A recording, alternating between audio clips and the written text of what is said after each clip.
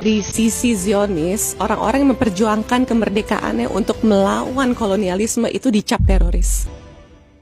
Ada seorang aktivis kemerdekaan Palestina yang tinggal di Indonesia namanya Sheikh Abdul Karim Raed Mikdad baru aja ditangkap oleh otoritas Indonesia. Beliau ini ulama Palestina, dokter ilmu fikih.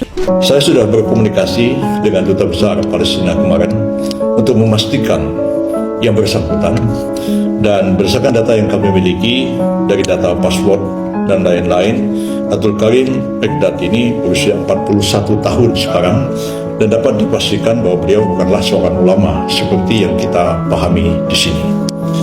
Yang kedua, ada juga berita yang simpang siur bahwa Abdul Karim Raed Mikdad ini adalah seorang aktivis kemanusiaan di Gaza. Ya, kami sudah dapat memastikan bahwa yang bersangkutan sudah 3 tahun terakhir berada di Indonesia, tapi sering juga keluar masuk ke negara-negara lain, dan tidak kita dapat menunjukkan bukti bahwa yang bersangkutan adalah aktivis kemanusiaan di jalur Gaza seperti.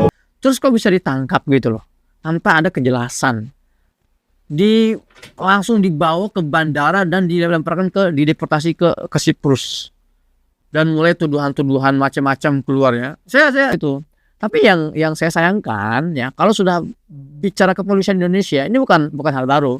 Ya, para bapak-bapak polisi ya, saya tidak sedang menyerang kalian ya. Tapi memang teman-teman, komunikasi antara polisi dengan masyarakat ini kan beberapa tahun lalu ini kan memang nggak bagus, kurang banget. Kalau memang ternyata ini kasusnya beneran berbahaya, kita nggak akan mengadvokasi siapapun itu. Tapi kalau ternyata kasusnya ini hanya buat-buatan ya, apalagi juga prosedur penangkapannya juga tidak sesuai dengan hukum regional kita bahkan internasional, ini harus dibenahi. Ini yang harus kita ingatkan dan kita perjuangkan. Menurut Densus itu Red Notice, dia memang anggota Hamas. Terus dia ingin merencanakan pengeboman terhadap sejumlah kepentingan Israel di 6 negara. Ya, shalom sobat kasih, selamat berjumpa kembali teman-teman dan para sahabat layar kesaksian. Bapak Ibu pasti sudah tahu berita yang sedang viral saat ini dan tentu saja membuat warga seluruh Indonesia sang pembela Palestina ini geram oleh karena mendengarkan warga Palestina ditangkap oleh karena terbukti terlibat di dalam jaringan teroris yang sangat membenci keberadaan dan eksistensi bangsa Israel.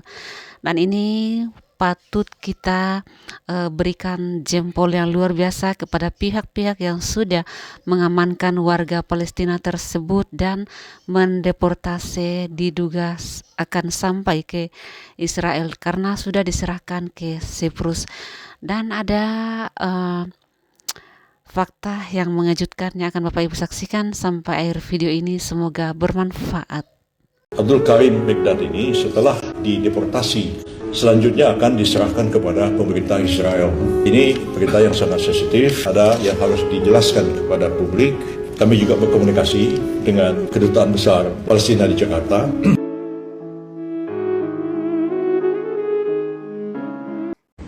Ada hal-hal yang perlu klarifikasi karena ada kesimpangsiuran. Mengapa pemerintah Indonesia begitu cepat mengabulkan permintaan Red Notice dari Interpol hanya dalam 1 hari. Betul, Red Notice diterbitkan 16 Juli, 17 Juli diserahkan kepada INCBI atau internal polisi dari Interpol dari Siprus, tapi proses komunikasi dan pertukaran informasi antara kepolisian Siprus dengan kepolisian Indonesia itu sudah terjadi sejak tanggal 21 Mei tahun 2026. Jadi sudah cukup lama prosesnya itu dilakukan, dan ketika dilakukan penangkapan ya kemudian langsung diserahkan kepada kepolisian Siprus pada tanggal 17 Juli tahun 2026 yang lalu.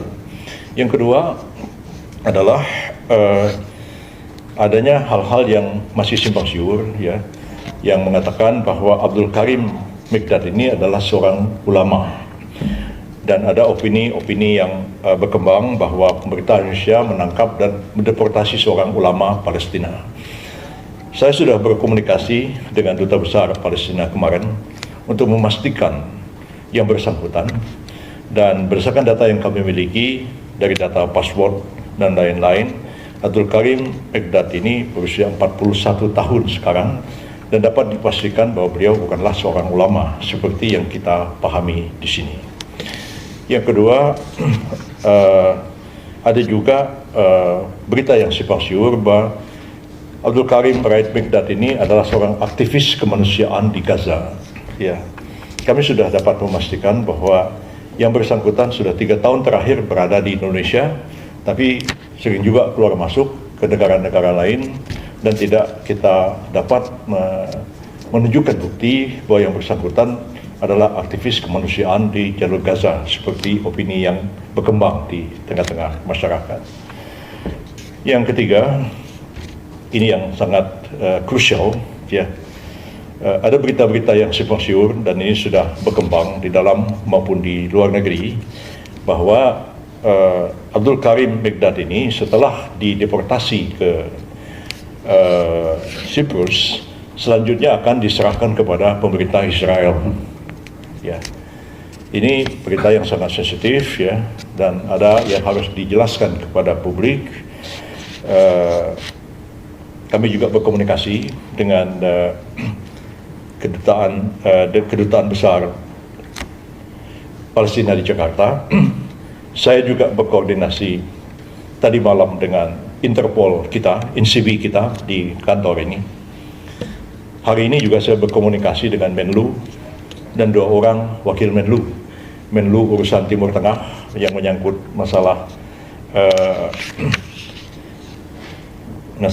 Palestina, dan wakil Menlu untuk urusan Eropa, karena Siprus adalah negara Eropa dan menjadi anggota dari Uni Eropa. Saya juga berkomunikasi dengan Menko Polkam kemarin untuk mengkoordinasikan masalah ini. Dan terakhir sekali, barusan setengah jam yang lalu, saya memanggil Duta Besar Siprus untuk berbicara di sini.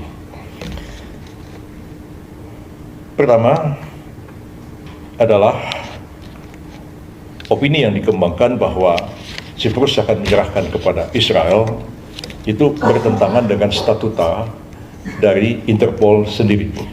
Ya. Indonesia sudah menjadi anggota Interpol sejak tahun 1956 sampai hari ini, dan sebagian besar negara-negara di dunia ini menjadi anggota Interpol.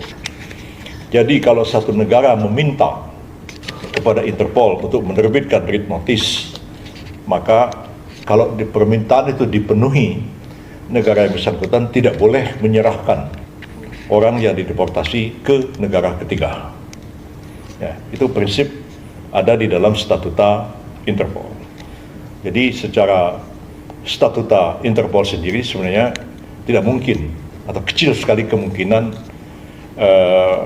Siprus akan menyerahkan kepada Israel, karena hal itu akan menyebabkan kredibilitas dari Siprus itu bisa terganggu dengan tindakan itu. Yang kedua, secara informal, ya, melalui komunikasi elektronis, kepolisian Siprus, saya koreksi, telah menanggapi berita-berita dari media Indonesia, ya, media online Indonesia, media berbahasa Indonesia, itu ditanggapi oleh kepolisian Siprus, dan mereka menyampaikan satu penegasan kepada kepolisian RI bahwa tidak benar kepolisian Siprus dalam keadaan bagaimanapun itu tidak mungkin akan menyerahkan Mekdad kepada Israel.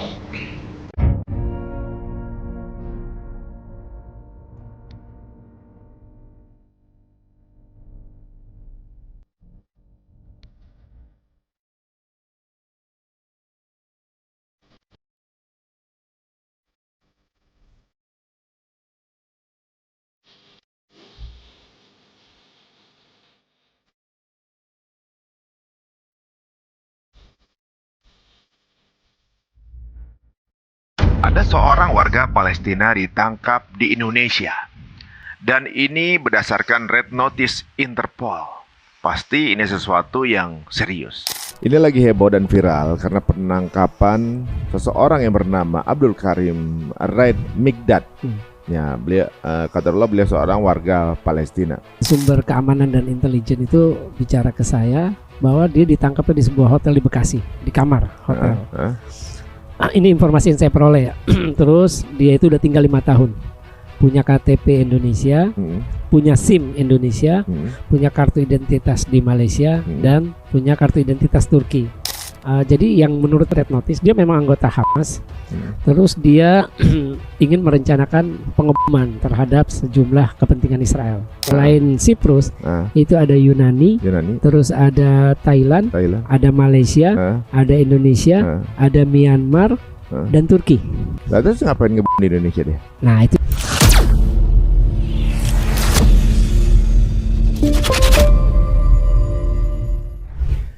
Kita banyak bertanya-tanya, apa alasan ditangkapnya? Apakah alasannya karena kewarganegaraannya, agamanya, atau memang ada sesuatu yang dilakukannya? Baiklah, sekarang ini kita akan ngobrol dengan narasumber kita yang tentunya juga sudah biasa membahas mengenai isu-isu geopolitik yang ada di Timur Tengah. Tapi kali ini terjadi di tanah air bersama Bang Faisal Assegaf. Assalamualaikum warahmatullahi wabarakatuh. Waalaikumsalam warahmatullahi wabarakatuh. Sehat Bang? Sehat, alhamdulillah. Alhamdulillah. Setelah berapa lama nih baru podcast lagi nih saya nih. Iya. Bang, ini lagi heboh dan viral karena penangkapan seseorang yang bernama Abdul Karim Raid Migdad. Ya, beliau qadarullah beliau seorang warga Palestina, gitu ya. Yang ramenya ini dikarenakan beliau warga Palestina ditangkap di Indonesia. Nah, ini menjadi pertanyaan karena belum ada informasi jelas mengenai apa yang terjadi dan kenapa, siapa dan segala macam. Dan infonya beliau sudah tinggal lama di Indonesia sebenarnya. Ini yang diketahui Bang Faisal gimana? Ya, jadi memang waktu pas dapat kabar penangkapan itu akhir pekan lalu itu kan itu Jumat kalau nggak salah. Sabtu saya baru nulis. Itu jadi sumber keamanan dan intelijen itu bicara ke saya bahwa dia ditangkapnya di sebuah hotel di Bekasi, di kamar hotel. Ini informasi yang saya peroleh ya. Terus dia itu udah tinggal 5 tahun, punya KTP Indonesia, punya SIM Indonesia, punya kartu identitas di Malaysia, dan punya kartu identitas Turki. Terus dia punya istri orang Palestina, punya anak 8. Jadi udah 5 tahun tinggal di Indonesia. Makanya kita lihat dalam ketika dia laporan dari Dewan Jenewa untuk hak dan kebebasan itu kan Geneva Council for Rights and Liberation kan. Itu dia bilang dia sempat nelpon Sabtu pagi ke keluarganya di Jakarta minta agar barang-barang pribadinya diambil di kantor Interpol Indonesia, NCB Interpol Indonesia. Nah, terus yang saya dapat lagi nih informasinya dari versi itu ya, keamanan dan intelijen itu bahwa dia punya 3 apartemen. Itu di Bintaro, terus Puri Kembangan dan Tangerang Selatan. Terus kalau sumber saya di Hamas bilang dia itu memang punya ketertarikan. Kan saya tanya apa sih dia pekerjaannya atau bisnisnya, dia bilang di sana. Kenal, ya emang orang Hamas. Oh gitu ya. Iya. Jadi dia bilang dia punya ketertarikan di bidang pendidikan. Nah, saya nggak tahu apa itu. Apakah sekolah atau pesantren atau gimana. Cuma dia cuma bilang gitu, bisnis. Saya tanya pekerjaannya atau bisnisnya apa, dia bilang dia punya ketertarikan di bidang pendidikan. Nah, informasi 5 tahun anak itu saya dapat dari orang Hamas. Dan dia rumahnya itu ini yang berbeda, saya juga kaget. Kalau menurut dokumen yang disita oleh Densus, dia itu kelahiran tepi barat tahun 1985. Artinya umurnya baru 41. Nah, tapi kalau menurut orang Hamas itu sumber saya, dia itu tinggal di kota Gaza, tidak jauh dari rumah sakit Syifa. Rumah sakit Syifa di kota Gaza. Nah, jadi menurut Red Notice itu bahwa dia itu menjadi buronan itu karena dia merencanakan serangan terhadap kepentingan Israel. Nah, terus ada informasi dari jadi yang menurut Densus itu dari notice itu, Red Notice, dia memang anggota Hamas. Terus dia ingin merencanakan pengeboman terhadap sejumlah kepentingan Israel di 6 negara. 6 negara yang dimaksud itu negaranya apa aja? Yang menurut hasil penyelidikan kepolisian Siprus. Selain Siprus, itu ada Yunani, terus ada Thailand, ada Malaysia, ada Indonesia, ada Myanmar, dan Turki. Jadi itu perencanaan pengeboman yang didalangi oleh Mikdad. Ini menurut hasil penyelidikan kepolisian Siprus. Yang ada kaitannya dengan aset Israel di negara tersebut, berarti maksudnya itu kan akan mengebom daerah apa aset Israel di negara tersebut kan? Iya. Kalau Siprus kan punya hubungan diplomatik, ada kedutaan besar. Turki juga sama, ada kedutaan besar. Berarti. Thailand juga ada. Ada Thailand. Ada Thailand ada. Nah, terus kalau Myanmar, terus Yunani ada. Yunani ada. Nah, Myanmar, Malaysia, Indonesia nggak ada. Setahu saya sih Myanmar nggak punya hubungan diplomatik. Nah, terus ngapain ngebom di Indonesia dia? Nah, itu saya nggak tahu. Apakah ada informasi mengenai apa yang ada kaitannya dengan Israel kan kita nggak tahu. Atau dianggap misalkan kita tahu kan ada gerakan BDS boykot. Apa sih perusahaan-perusahaan ya apapun itu makanan atau apa yang ada kaitannya atau sahamnya dimiliki Israel. Nah itu bisa jadi itu mungkin. Makanya ada 3 negara lagi, ada Malaysia, Thailand, Malaysia, Indonesia dengan Myanmar. Bisa jadi itu. Jika pun itu tentunya juga ya misalnya ditangkap sebelum kejadian. Iya. Akan membuat nama baik itu juga lebih bagus. Soalnya kan kalau misalnya sampai kejadian seolah-olah nama baik Palestina juga akan tercoreng. Karena kan ketika melakukan itu orang Indonesia juga ikut kena. Ini benar. Asetnya udah aset masyarakat misalnya kan gitu kan. Gitu. Kalau dilakukan di Israel dan juga negara-negara asetnya mungkin lain cerita ya. Ini kalau udah di Indonesia tentu juga kita harus menjaga kedaulatan kita juga gitu. Iya, benar. Dan dia salah satu tugasnya merekrut orang-orang itu. Merekrut orang-orang untuk melaksanakan rencana itu. Nah, jadi hasil investigasi polisi Siprus kan dia kan ditangkap 16 Juli sekitar jam 9 atau 10 pagi. Ya, saya dapat itu berarti hari apa? Hari Kamis. 16 Juli hari Kamis. Itu di sebuah hotel di Bekasi. Nah, besoknya pokoknya dalam 24 jam lah dia langsung diekstradisi ke Siprus. Sekarang udah di Siprus dia? Udah di Siprus. Makanya Sabtu itu menurut laporan dari Dewan Jenewa tadi untuk hak dan kebebasan, dia udah nelpon keluarganya di Jakarta. Bahwa minta tolong ambil dia ngasih tahu dalam keadaan sehat ke keluarganya. Jadi dia dikasih kesempatan nelpon sama polisi di Siprus. Dan dia minta keluarganya di Indonesia untuk ngambil barang-barang pribadinya. Artinya dia ketika ditangkap dia nggak bersama keluarganya. Itu tadi di hotel. Barang-barangnya ditinggal. Diambil di kantor Interpol. Karena kan yang nangkep kan Densus diserahin ke Interpol kan. Karena ini kan hubungan dari Interpol ke Interpol. Nah, jadi Pak Ari, dia nggak ada kaitannya dengan aktivis. Karena kan kalau keterangan tadi saya baca di kompas.com dari sekretaris NCB-nya Interpol Indonesia, Brigjen saya lupa. Brigjen Untung Widiatmo kalau nggak salah. Namanya Untung. Iya, Brigjen Untung.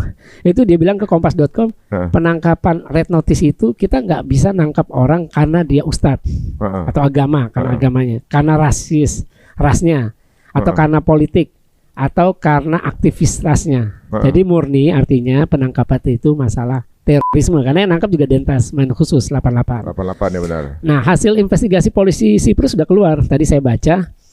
Jadi dia itu adalah dalang. Dia perencana berdasarkan kesaksian dari 3 orang Palestina yang ditangkap. 2 ditangkap di Siprus, 1 ditangkap Yunani. Orang asli Palestina. Terus bilang kalau asalnya dari Palestina. Mikdad ini ada di Indonesia. Mikdadnya, iya. Mikdad ini ada di Indonesia. Kalau nggak salah ditangkapnya Juni kali ya.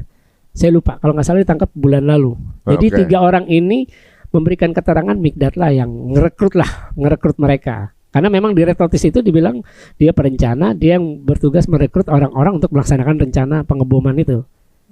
Jadi 3 orang ini udah dalam proses persidangan di Siprus karena ditangkapnya bulan lalu. 3 orang ini asalnya sama-sama kayak Mikdad, orang Palestina. Jadi itu ditangkap.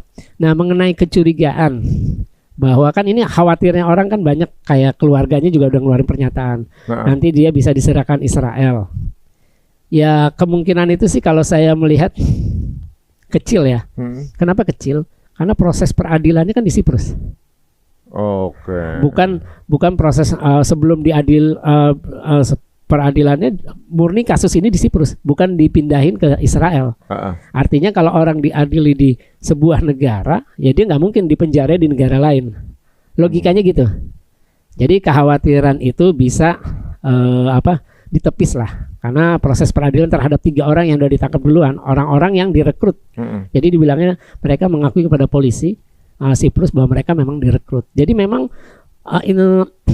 red notice ini permintaan Interpolnya Siprus, karena berdasarkan keterangan 3 orang yang sudah ditangkap, yang dia bilang direkrut oleh Mikdad.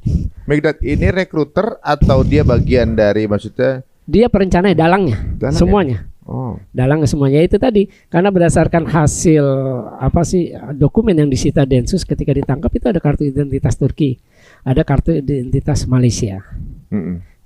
Jadi memang biasa bolak-balik. Kita tahu waktu 2018 pembunuhan ahli komputer yang Palestina yang di Malaysia. Nah, itu kan juga Hamas. Oh gitu. Iya, jadi memang beroperasi di sana, beroperasi di Turki dan lain-lain. Cuma memang yang jadi kekurangan kita adalah kita tidak mengungkapkan ke publik. Iya, mau bertanya-tanya nih orang. Jadi orang-orang bertanya-tanya, ini kenapa dia ditangkap?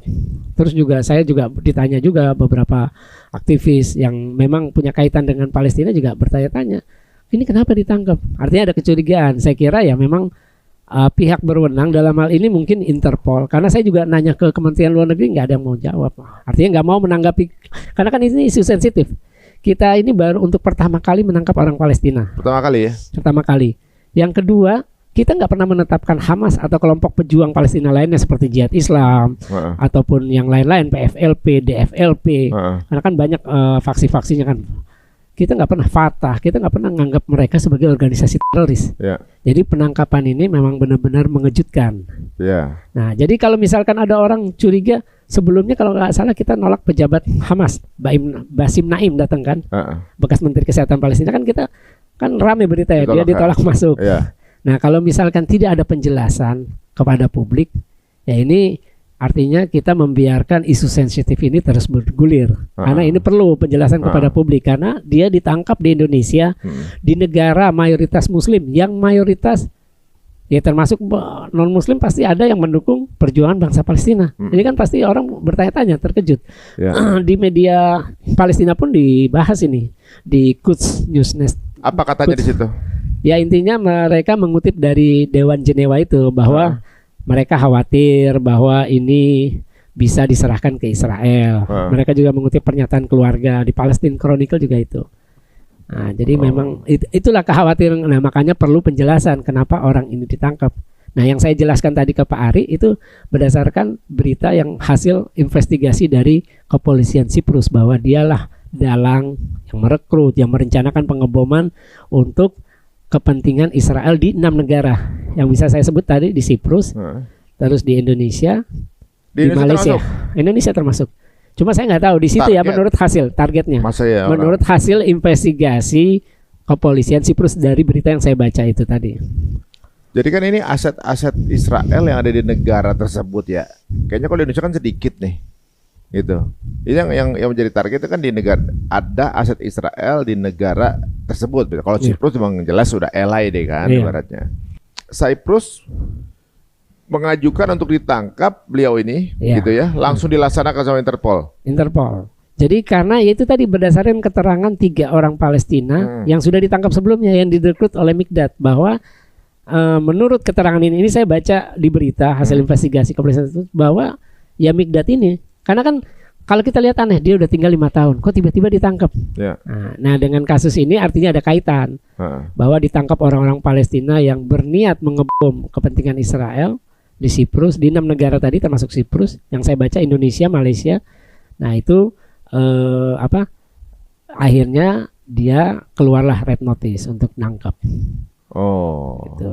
Tapi beroperasinya kata hasil investigasi lebih banyak dari Malaysia. Oh begitu. Memang baru Siprus doang ini yang paling kenceng. Karena Siprus memang kan punya hubungan diplomatik kuat ya sama Israel. Karena kan dekat. Biasanya orang Israel tuh kalau misalkan ada apa-apa paling dekat kabur tuh ke Siprus. Selain ke Mesir ya. Karena Mesir kan berbatasan darat dari Sinai Taba, lewat Taba. Nah Siprus ya dengan penerbangan. Dan biasanya di orang-orang Israel yang sekuler, tidak mau menikah dengan cara Yahudi, agama Yahudi, itu mereka cari istilah legalitasnya di Siprus. Oh gitu. Ya. Ya kalau sekarang kalau kita lihat nih, ya Siprus nih negara kecil lah sebenarnya ya. Dia minta red notice penangkapan langsung dikejar gitu. Sedangkan Netanyahu itu udah red notice itu. Berapa negara tuh yang bilang sampai sekarang nggak ditangkap-tangkap. Ya itulah emang perbedaan treatment ya. Iya, perbedaan perlakuan ini. Iya, ini ada beberapa hal yang tentunya juga mungkin ini ya karena juga beritanya itu nggak ada rilis resmi yang apa namanya menggamblangkan nih kenapa apa yang mau dilakukan segala macam kan, maksudnya yang terbuka resmi dari pemerintah kah, kepolisian kah, atau juga mungkin dari Siprusnya kan, yang mau dilakukan itu kemana, ngapain, apa segala macam itu kan nggak rilis, jadi orang aja berprasangka jadi kemana-mana. Iya, makanya sebenarnya tadi seperti saya bilang kekurangan harusnya NCB Interpol Indonesia menggelar jumpa pers menjelaskan karena kan isu ini sangat sensitif. Karena kita tahu banyak orang Indonesia, banyak LSM Palestina, aktivis individu yang pro Palestina juga banyak. Bahkan kita tahu kemarin kasus Global Sumut Flotilla, terus sebelumnya yang darat itu kan yang lewat Mesir juga nggak bisa masuk. Itu kan artinya ketika isu Palestina apapun berkaitan dengan Palestina itu cepat di Indonesia nyebar. Iya, pasti itu akan cepat. Dan ini saya disebutkan di sini ketika sampai di Siprus bisa jadi dia akan langsung dikirimkan Israel. Kemungkinan itu ada. Nah, dan itu bisa dibolehkan.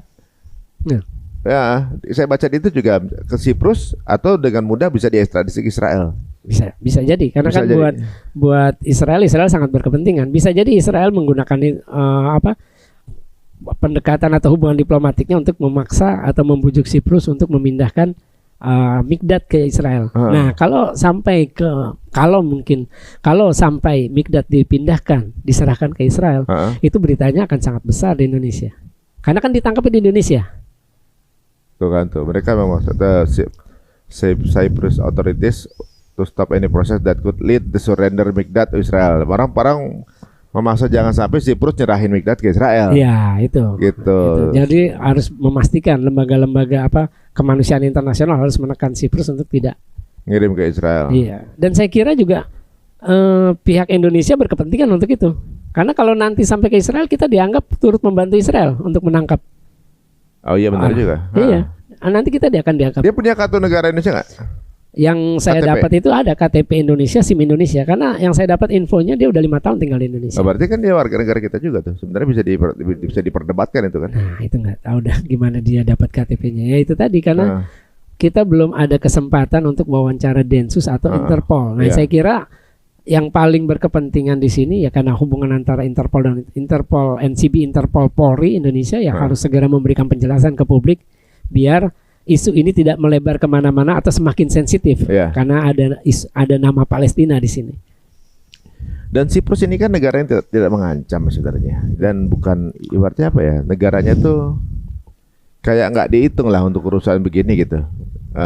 Kenapa? Kan lagi pula kok nargetin Siprus sih gitu. Kecuali kalau asetnya Israel yang penting gitu ya. Enggak, Pak Ari, Siprus itu salah satu pangkalan udaranya Inggris itu ada di Siprus. Oh gitu. Jadi Inggris ketika perang Gaza, Inggris tuh berkontribusi untuk bagian pengintaian pesawat nirawak, ngintai Gaza. Itu lewat Siprus karena pangkalannya di Siprus. Kan paling dekat. Makanya kita lihat Global Sumut Flotilla dari Italia, Yunani, Siprus baru ke Gaza karena dekat. Nah, jadi Inggris itu punya pangkalan udara di Siprus. Nah, itu yang ikut berkontribusi untuk mengintai jalur Gaza. Pesawat nirawaknya angkatan udara Inggris di situ. Mungkin itu kelincerannya kali ya. Bisa jadi dianggap Siprus ini ikut berkontribusi dalam genosida karena menyediakan wilayahnya untuk pangkalan udara Inggris untuk mengintai wilayah Gaza. Itu yang pernah saya baca seperti itu. Selain juga memang banyak orang Israel sering ke situ. Iya, karena dekat kan. Punya hubungan diplomatik, dekat. Terus juga ya itu tadi orang-orang Israel yang sekuler yang nggak mau menikah secara agama Yudaisme dia akan minta pengesahannya di Siprus, catatan sipil lah istilahnya. Oh gitu. Iya, kalau kemarin kan ketika penyerangan Iran ke Israel kan warga Israelnya kaburnya ke Siprus kan, banyak ya dari banyak yang ke Siprus. Iya, Siprus karena paling dekat. Dan yang kemudian keluar berita bahwa siap-siap Siprus akan jadi Israel juga gitu. Iya. Kayak seperti di Palestina, nampung warga Israel jadi Israel. Iya. Gitu kan. Mau jadi Israel. Sekarang Siprus juga menampung begitu sebentar lagi katanya. Iya. Nah, sekarang ini teman-teman ini belum ada rilis resmi ya, dan ini berita yang terdekatnya baru kita dengar barusan ya. ini sebuah red notice di mana berarti Mikdad ini dianggap mengancam bagi kepentingan Israel ya. Iya. Dan Siprus tentunya. Iya, juga. dan Siprus karena kan yang diincar salah satu dari 6 negara itu salah satunya Siprus. Siprus ya. Jadi rencana pengeboman kepentingan Israel di 6 negara termasuk Siprus. Dan pasti ada kemungkinan juga beliau bisa jadi akan digeser ke Israel. Tapi sampai sekarang belum ketahuan posisi di mana ya? Posisi di Siprus. Masih di Siprus. Makanya kan hari Sabtu itu dia boleh nelpon. Dia bilang saya di Siprus, cuma dia nggak cerita ke keluarganya. Bagaimana dia bisa sampai di Siprus? Cuma pihak keluarga udah mengeluarkan pernyataan. Mereka menyesalkan tindakan pemerintah Indonesia. Ya saya nggak tahu ya, apakah Interpol ketika menindaklanjuti ini perlu berkonsultasi dengan Kementerian Luar Negeri karena ada isu Palestinanya. Nah itu saya nggak ngerti. Kayaknya perlu juga nih kayak kita ketemu sama keluarganya ngobrol kehidupan sehari-hari gimana sih Pak Mikdad ini gitu. Ngapain gitu kan? Pasti sensitif. Saya sih belum dapat di mana keluarganya tinggal itu saya belum dapat informasinya. Tapi mungkin Densus sudah punya karena kan dia menyita KTP. Terus juga SIM-nya. Kalau menurut yang saya dapat informasi seperti itu. Ya, Bapak Ibu telah mendengarkan apa yang disampaikan oleh Bapak Yusril Issa Mahendra dan juga Bapak Faisal Assegaf yang tumben-tumben berbicara kepada publik dan mengatakan fakta tentang sosok warga Palestina yang telah diamankan dan dideportasi ke Siprus. Tentu saja apa yang disampaikan oleh Bapak Yusril dan juga Bapak Faisal Assegaf ini adalah hal yang sangat mengerikan. Tetapi percaya saja mau kemana bersembunyi para teroris, khususnya kalau sudah menjadi buronan dari Mossad, maka jangan main-main. Mau kemana saja akan ketahuan dan kedapatan. Terbukti ini sudah 5 tahun tinggal di Indonesia, tetapi dengan luar biasanya saya percaya ini adalah pekerjaan Mossad juga, karena faktanya warga Palestina ini yang diduga oleh para pendukungnya bahwa beliau adalah ulama, tetapi faktanya warga Palestina ini adalah seorang teroris yang sangat-sangat mengerikan sesuai dengan fakta yang dibeberkan oleh Faisal Assegaf. Namun di berita TV Nasional Indonesia ini belum banyak memberitakan fakta tentang sosok Abdul Karim ini, warga Palestina yang menjadi buronan dari pihak Israel. Tetapi puji Tuhannya ini adalah pekerjaan yang Mossad yang patut diacungi jempol. Inilah bukti yang sangat mencengangkan bahwa pekerjaan Mossad itu memang sangat-sangat luar biasa. Kemanapun para teroris yang ingin menghancurkan Israel akan dicarinya sampai ke lubang manapun bersembunyi. Namun warga Konoha ini tentu saja tidak terima dengan ditangkapnya Abdul Karim ini, dan secara khususnya seperti yang kita tahu si paling gasa Muhammad Hussein dan juga teman-temannya sangat tidak terima dengan ditangkapnya warga Palestina ini. Demikian video ini, semoga Bapak Ibu bisa menyimak kurang lebih gambaran seperti apa warga Palestina ini yang ternyata adalah teroris tingkat tinggi yang paling mengerikan juga. Demikian video ini, Tuhan Yesus memberkati dan sampai jumpa.